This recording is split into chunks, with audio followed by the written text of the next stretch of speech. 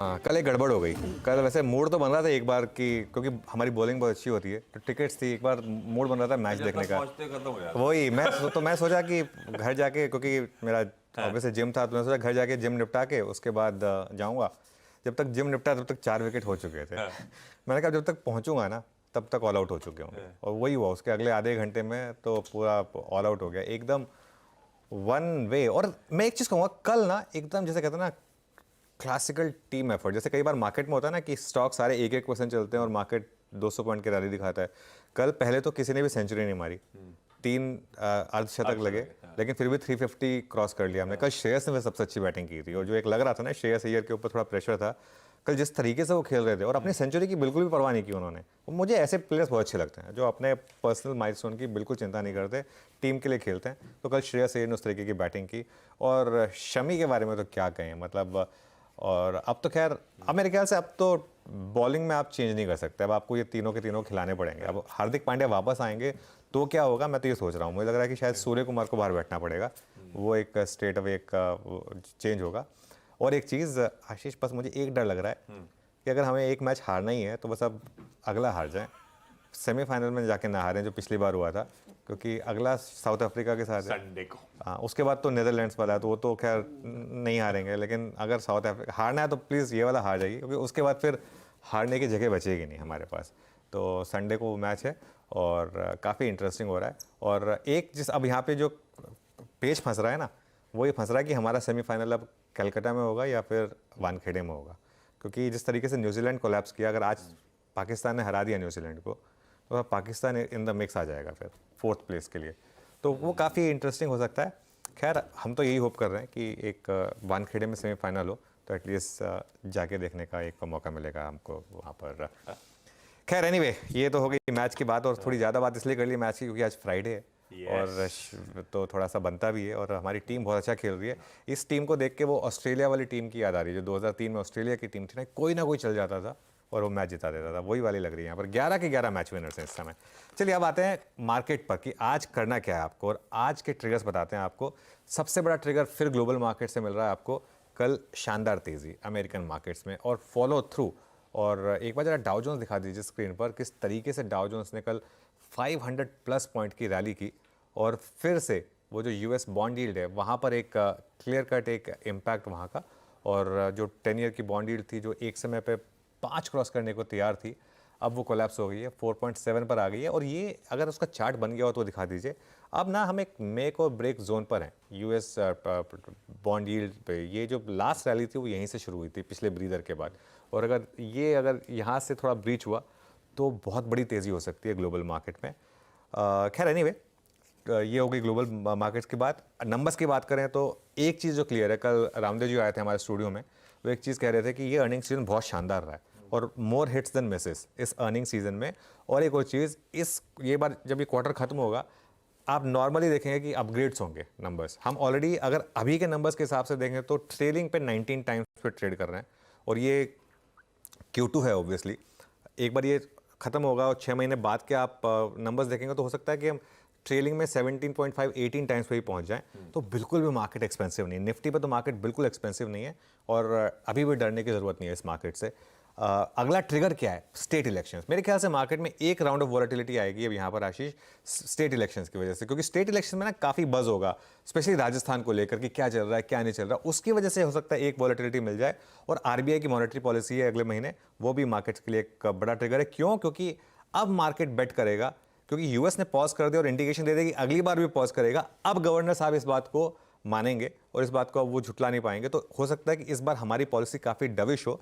इसके लिए मुझे लग रहा है कि यहाँ से अब बैंक्स और एनबीएफसी फाइनली शायद चलना शुरू हो। कल पीएसयू बैंकों ने ऑलरेडी एक मूव दिखाया, कुछ एनबीएफसी ने एक मूव दिखाया, रियल एस्टेट ने एक मूव दिखाया। मुझे ऐसा लग रहा है कि अब डोमेस्टिकली इस सेक्टर की बारी आ गई है रेट सेंसिटिव्स की यहाँ से चलने की। बहुत बढ़िया, ये है कहानी। और सबसे अच्छी बात कि इंडिया इंक डिलीवर कर रहा है, तो वैल्यूएशंस भारत के बाजारों के जस्ट नजर आते हैं। कोई दिक्कत नहीं है, कहीं से भी स्ट्रेच नहीं है, बल्कि कंफर्ट लेंड कर रहे हैं, जो इंडिया इंक का अच्छा परफॉर्मेंस लगातार क्वार्टरली नंबर्स में देखने को मिल रहा है। खैर, आज के संकेत, गिफ्ट निफ्टी 120 पॉइंट ऊपर, एशिया रखिए क्विकली स्क्रीन पे। लार्जली सारा एशिया, जापान बंद है आज, निक्केई के बाजार छुट्टी मना रहे हैं, कल्चर डे है उनका, बाकी एशियाई बाजार बढ़िया ट्रेड कर रहे हैं। ये आपकी स्क्रीन पे 2/3 से 0.25% लार्जली उछाल। और ऐसे ही यूएस में हुआ, यूएस से हैंडओवर दरअसल ओवरनाइट गजब का है।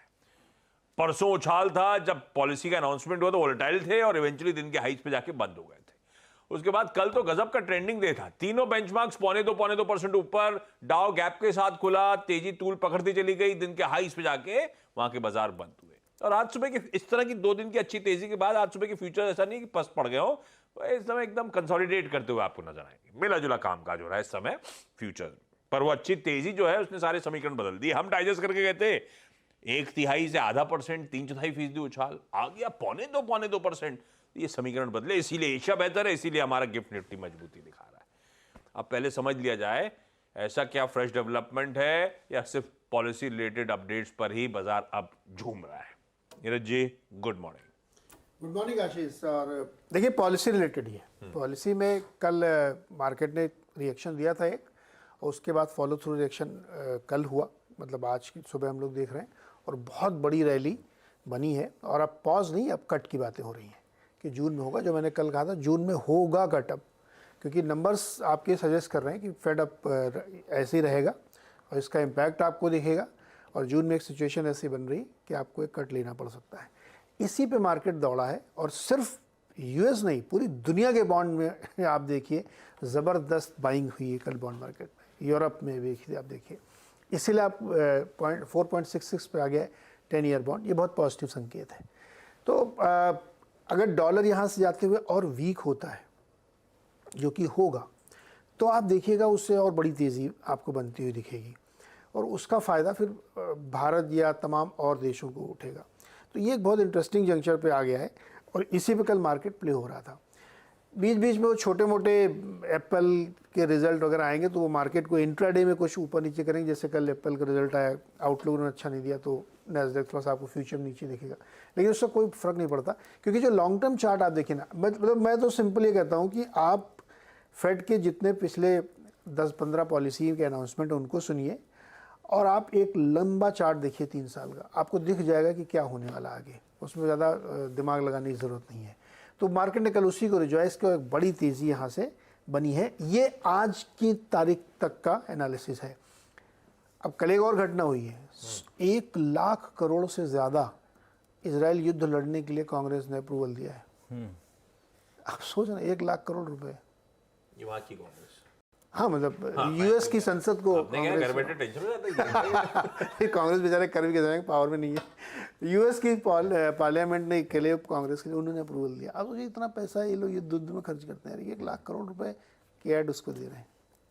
तो टिल डेट ऐसा कुछ दिक्कत नहीं है, तेजी बनी रहेगी आज के हिसाब से, तो इसीलिए मार्केट उसको रिजॉइस कर रहा है। खूब खर्चा करेंगे, बढ़ेगा, बॉन्ड फिर नज़र पे आ जाएंगे, लेकिन अभी हाँ यूएस की डिफेंस कंपनियों का प्रोडक्शन 300% बढ़ गया है ऑफ लेट। तो यूक्रेन से लेकर यहाँ तक सब माल, डिफेंस के स्टॉक चले हैं बहुत, क्रूड और कच्चा तेल और डिफेंस इक्विपमेंट, ये सबसे बड़ा गेम है दुनिया का। यही सबसे बड़ा गेम है। अच्छा, तब आपकी सेकंड प्लेट दिखाइएगा। ये बॉन्ड डील जो है ना बढ़िया कूल ऑफ हो गए कल और आज के बीच में, समीकरण और ठंडा पड़ता हुआ। और आपको तो याद होगा जब तूल पकड़ रहा था तो हम लोग मेंशन कर रहे थे सारे यील्ड्स 5% के ऊपर चले गए, तो 5% के ऊपर वाला बेंचमार्क 4.66 पे आके खड़ा हो गया है। डॉलर इंडेक्स कूल ऑफ हो रहा है, सारे समीकरण बढ़िया है हमारे बाजारों के लिए, और इसीलिए उभरते बाजार अच्छा परफॉर्म करने के इंडिकेशंस देते हुए। लेकिन सेटअप कैसा कल? हाँ, निफ्टी की वीकली एक्सपायरी थी कल, बहुत अच्छे ग्लोबल संकेत थे जाते। अच्छा, सेशन डिसअपॉइंटिंग हो सकता है, लेकिन जाते जाते समीकरण इतने बुरे रहे नहीं। फिर जब वो उछाल आ गया 150 पॉइंट के आसपास, सेकंड हाफ थोड़ा सा बेहतर प्लेस था भारतीय बाजार। ऐसे में सेटअप कैसा है, उसके बाद आते हैं स्ट्रैटेजी पे। सेटअप ठीक ठाक है। कल फिर वही हो रहा है जो हमारी मार्केट में पिछले कई दिनों से हो रहा है। एफआईएस ने सेल किया 1261 करोड़, डीआईएस ने बाय किया 1380 करोड़। और ये चीज़ मैंने कल कही थी कि अगर आज भी एफआई का सेल आया तो मतलब अब ये सेल नंबर रहेगा कुछ टाइम तक, क्योंकि ये ईएम पर एक सेल कॉल ली गई है। और अगर आप ये पिछले 5-6 दिन का बार ग्राफ देखेंगे तो उसमें आपको नोटिस होगा कि लगातार एफआईएस ऑलमोस्ट इतना ही बेच रहे हैं, 1500-1600 करोड़ की करीब की एवरेज रही है। खैर हमारी मार्केट उसको बचा लेती है, अब कोई टेंशन नहीं है। वो वाला टाइम गया जिसमें हम डर जाते थे इस तरीके की सेलिंग से। कल इंडेक्स फ्यूचर्स में बहुत इंटरेस्टिंग चीज़ हुई और उसमें मैं थोड़ा टाइम स्पेंड करूंगा। कल 900 करोड़ खर्च बेचे एफआईज ने इंडेक्स फ्यूचर्स में और स्टॉक फ्यूचर्स में बाय किए 1352 करोड़। ठीक है ना, ये दो आंकड़े जरूरी होते हैं, बाकी दोनों आंकड़ों की वैसे ज़रूरत नहीं होती। इंडेक्स फ्यूचर्स और स्टॉक फ्यूचर्स के आंकड़ों पर ही सीमित रखा करिए।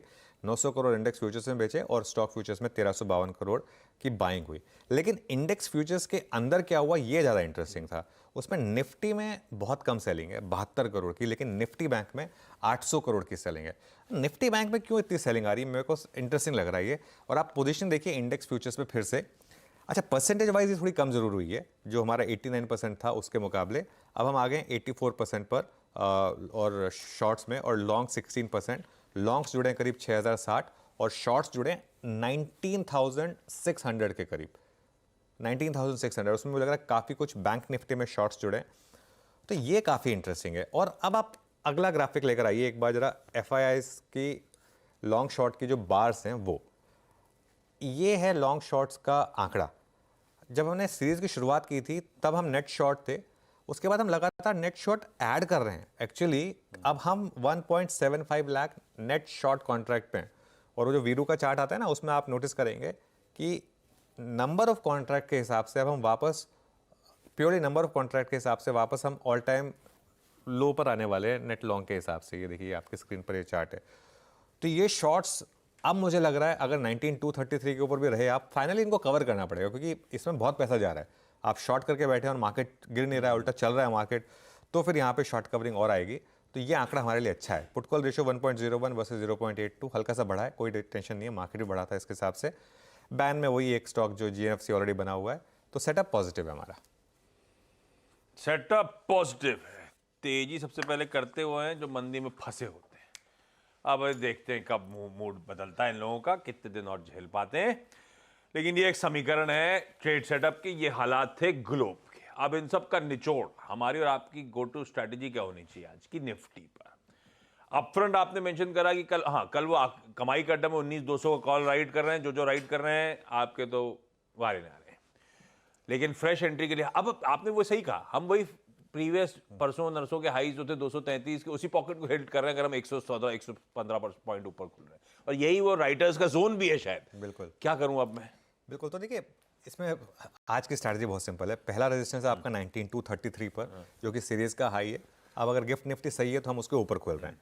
और बड़ा रेजिस्टेंस है आपका 19,347 पर। और 19,347 क्या है, अगर आप निफ्टी का चार्ट देखेंगे लास्ट वीक का जो वेंसडे से जब ब्रेकडाउन शुरू हुआ था, ये वो वाला लेवल है। तो इसके लिए ये लेवल वॉच आउट करने का है हमको 19,347 का। आप ये 7 डे में शायद आपको इतना अच्छे से ना दिखाई दे, वैसे भी वो इंटरडे में ब्रेकडाउन आया था। हाँ, ये इसमें दिखाई देगा आपको, वो 19,335 वाला जो पॉइंट दिख रहा है ना, जस्ट ऊपर है वो, वहाँ से वो ब्रेकडाउन हुआ था। तो बड़ा रेजिस्टेंस आपका 19,347 का है। अब आपको करना क्या है, थोड़ा सा आज मेरे डायरेक्टर साहब पीछे चल रहे हैं, थोड़ा सा वो या तो सुन नहीं रहे हैं या फिर कुछ और दिक्कत आ गई है। पहले तो खुलते ही लॉन्ग पोजीशन में आप हाफ प्रॉफिट बुक कर लें। जो कल की लॉन्ग पोजीशंस आपने कैरी किए हैं उसमें हाफ प्रॉफिट आप बुक कर लीजिए, ये आपका आज की स्ट्रैटेजी होगी। और बाकी की जो आधी लॉन्ग पोजीशन बची है उसमें आप एक स्टॉप लॉस कैरी कर लें 19,200 का। 19,200 क्यों, क्योंकि हम उसके ऊपर खुलेंगे, 19,230-35 के आसपास खुलेंगे, तो एटलीस्ट आपका इवन अगर वो स्टॉप लॉस लगे तो भी 70 पॉइंट तो आपको उस पर भी मिले। पहले तो कल की लॉन्ग पे आपको आधे पे 100 पॉइंट मिल जाए और दूसरे पे भी एटलीस्ट आपको 70 पॉइंट मिले, इसलिए वो स्टॉप लॉस है। अब लेना कहाँ पर है ये इंपॉर्टेंट है, क्योंकि हमारी मार्केट में ज़्यादातर ट्रेडर्स डे ट्रेडर्स हैं। तो इसके लिए अब हम जितना मर्जी कह लें कि जिन्होंने कल लिया था नहीं लिया होगा कई लोगों ने। अब क्या करना है, पहला सपोर्ट है आपका 19,133 पर जो कि कल का क्लोजिंग रेट है, और बड़ा सपोर्ट है आपका 19,064 पर जो कल का लो है। बस यही रेंज है आशीष। अब एक तो पोजिशनल लॉन्ग में अपना अप्रोच रख लीजिए 19,064 के स्टॉप लॉस की, और बाय जोन होगा आपके फर्स्ट सपोर्ट के जस्ट ऊपर 19,150 टू 19,200। बड़ी डिप नहीं लगता मुझे आएगी मार्केट में, लेनी आपको छोटी डिप पे ही एंट्री पड़ेगी, और स्टॉप लॉस लगाना होगा 19,064 का। एक और चीज़, अगर आप एक अग्रेसिव ट्रेडर हैं और सिर्फ इंट्राडे में शॉर्ट करना चाहते हैं तो एक वेट करें 19,233 के रिवर्सल का, मतलब उसके ऊपर जाएं हम और कोलैप्स हो जाए वहाँ से, तो फिर एक शॉर्ट ट्रेड बनेगा 19,347 के स्टॉप के साथ। लेकिन ध्यान रखिए ये सिर्फ स्ट्रिक्टली इंट्राडे के लिए, पोजिशनली इस मार्केट को शॉर्ट करने की गलती बिल्कुल ना करें। ये मार्केट इस समय काफ़ी स्ट्रांग है।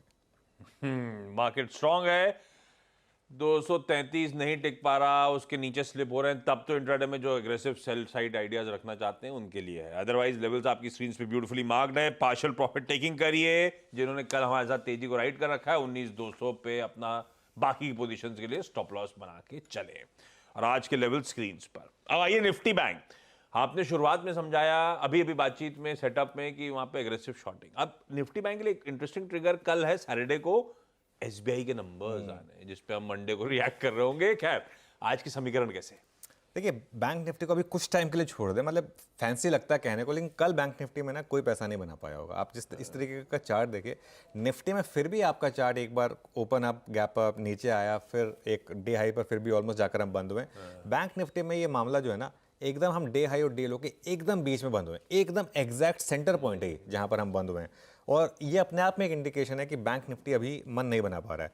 और एचडीएफसी बैंक पर बहुत कुछ डिपेंड करता है, और एचडीएफसी बैंक अभी तक कॉन्फिडेंस नहीं दे रहा मुझे। कल हालांकि एचडीएफसी बैंक लास्ट में थोड़ा चला ज़रूर था, लेकिन अभी भी वो कॉन्फिडेंस नहीं आ रहा है एचडीएफसी बैंक में। तो वेट कर लें इसका। देखिए, एक दिन चलेगा एचडीएफसी बैंक, और जिस दिन चलेगा उस दिन रुकेगा नहीं, लेकिन उस दिन का वेट कर लें। अब यहाँ पर पहला रेजिस्टेंस है आपका 43,200, मुझे लग रहा है हम उसके आसपास खुलेंगे। वो 200 डे मूविंग एवरेज है। और बड़ा रेजिस्टेंस है यहाँ पर सीरीज़ का हाई 43,356। आज यहाँ पर एक डायकॉटमी होगी कि निफ्टी हो सकता है सीरीज़ हाई के ऊपर खुले, बैंक निफ्टी सीरीज़ हाई के नीचे खुले। ये एक इशू हो सकता है आज ट्रेड में। तो बैंक निफ्टी में अभी भी एक रेंज है 42,800 टू 43,350। तो जितना आप 42,800 के पास खरीदेंगे और जितना आप 43,350 के पास बेचेंगे, वो आपकी एक रिस्क रिवॉर्ड ट्रेड फेवर में है। तो 43,350 के पास अगर आप बेच रहे हैं तो 100 पॉइंट का स्टॉप लॉस लगा लें, मतलब 42,450 के आसपास। और 42,800 850 के आसपास अगर आप खरीद रहे हैं तो 100 पॉइंट नीचे का स्टॉप लॉस लगा लें बैंक निफ्टी में। अदरवाइज बैंक निफ्टी को कुछ टाइम के लिए अवॉइड कर दें, निफ्टी पर ट्रेड करें, और इंडिविजुअल स्टॉक्स में बहुत शानदार ट्रेड्स मिल रही हैं, उन पर फोकस करें। तो बेहतर अवॉइड करें, निफ्टी बेहतर, इंडिविजुअल स्टॉक्स बेहतर। जहाँ क्लैरिटी ज़्यादा हो उस पॉकेट्स को अप्रोच करना ज़्यादा सटीक रणनीति। बता दें कि मनी कंट्रोल पर दिए गए विचार एक्सपर्ट्स के अपने निजी विचार होते हैं। वेबसाइट या मैनेजमेंट इसके लिए उत्तरदायी नहीं है। यूजर्स को मनी कंट्रोल की सलाह है कि कोई भी निवेश निर्णय लेने से पहले सर्टिफाइड एक्सपर्ट की सलाह लें।